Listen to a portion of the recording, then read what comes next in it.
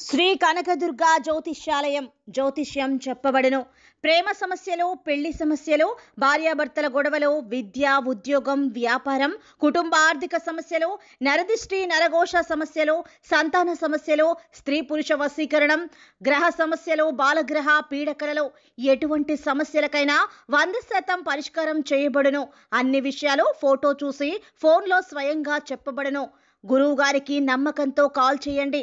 Guruji Ramaraju 9000442025. Hi friends, అందరికీ నమస్కారం అండి.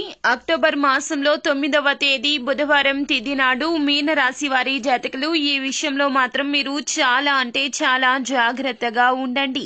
లేకపోతే చాలా వరకు కూడా నష్టాన్ని ఎదుర్కోవాల్సి వస్తుంది. అంతేకాకుండా మానసిక కృంగుబాటు కూడా ఎదురు అవుతుంది అంటున్నారు జ్యోతిష్య పండితులు.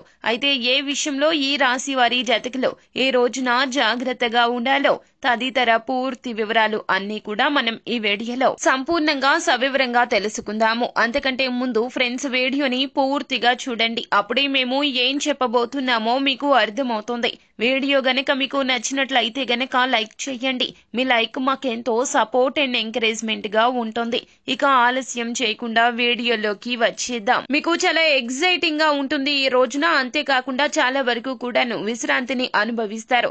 రిలాక్స్ అయ్యేటటువంటి కార్యక్రమాల్లో కూడా ఈ రోజున నిమగ్నం కాబోతున్నారు. త్వరగా డబ్బు సంపాదించాలి అనే మీ యొక్క కోరిక ఈ రోజున సాకారం కాబోతుంది. ఎందుకంటే ఉన్నటువంటి రంగం వృత్తి అయినా, ఉద్యోగమైనా, వ్యాపారమైనా కూడాను మీ యొక్క ఆలోచనలు మెండుగా ముందుకు సాగుతాయి. భవిష్యత్తు కోసం ఈ రోజున ప్రణాళికలు రచిస్తారు. ఇంట్లో కాస్తంత సమస్యలు వచ్చే అవకాశం కనిపిస్తుంది. అంతేకాకుండా ఈ రోజున అంతులేని ఆత్మికానందాన్ని, అనుభూతిని అనుభవించబోతున్నారు. అంతేకాకుండా ఈ రోజున ఆధ్యాత్మిక ఆనందం వైపు మొగ్గు చూపిస్తారు. ఇష్ట దైవ ఆరాధన చేస్తారు. అంతేకాకుండా ఈ రోజున దేవాలయ సందర్శన చేసే అవకాశం ఉంది. మీతో పాటుగా మీ ప్రియమైన వ్యక్తులతో కలిసి ఈ రోజున భగవంతుణ్ణి దర్శించుకుంటారు. అలాగే భవిష్యత్తు ప్రణాళికలకు సంబంధించి మీరు ఈ రోజున ఏ మాత్రము కూడా అశ్రద్ధ వహించొద్దు. ఈ రోజున పనిని రేపటికి వాయిదా వేసే ప్రయత్నం చేయొద్దు. అలాగే మీ యొక్క పనిలో, మీ యొక్క విషయంలో వేరొక వ్యక్తి జోక్యాన్ని కూడా సహించొద్దు. ఈ రోజున మీ యొక్క కుటుంబంలో అనగా మీ యొక్క ఇంటిలో సమస్య కూడుకుంటుంది. కనుక ఏం మాట్లాడుతున్నారో మీరు జాగ్రత్త వహించండి. మీ యొక్క మాట విషయంలో అప్రమత్తంగా ఉండండి. లేకపోతే గనక మీకు చాలా ఇష్టమైనటువంటి వ్యక్తులు దూరం అవుతారు. తస్మాత్ జాగ్రత్త. మీ యొక్క మాట పదును ఎదుటి వారికి మనసుని బాధ కలగ చేస్తుంది. మనం ఎప్పుడైనా కూడాను మాట విషయంలో కటువుగా ఉండకూడదు. ఎంత కోపం వచ్చినా కూడాను ఆ యొక్క కోపాన్ని మాటలతో ప్రదర్శించకూడదు.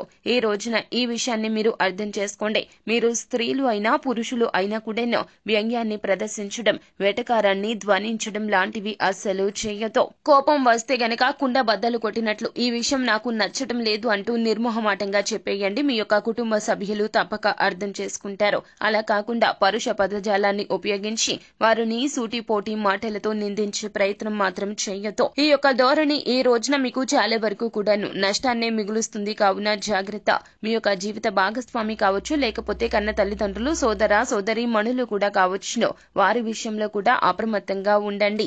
ఎవరో ఏదో చెప్పారని భుజానికి ఎత్తుకొని మీ యొక్క ప్రియమైన వారిని నిందించే ప్రయత్నం కూడా అస్సలు చేయొద్దు. నిజమెంత, అబద్ధం ఎంత అనేది తారతమ్యం చేసుకోండి. ఒకవేళ వారి తప్పు ఉన్నా కూడా మృదువుగా వారితో మాట్లాడి సమస్యను పరిష్కరించుకునే ప్రయత్నం చేయండి. సో ఫ్రెండ్స్, చూశారు కదా, ఈ వీడియో గనక మీకు నచ్చినట్లయితే గనక లైక్ చేయండి. అలాగే మరిన్ని వీడియోస్ కోసం మా ఛానల్ ని సబ్స్క్రైబ్ చేసుకుని పక్కనే ఉన్న బెల్ ఐకాన్ లో ఆల్ టాప్ చేయడాన్ని మాత్రం అస్సలు మీరు మర్చిపోవద్దు. Thank you.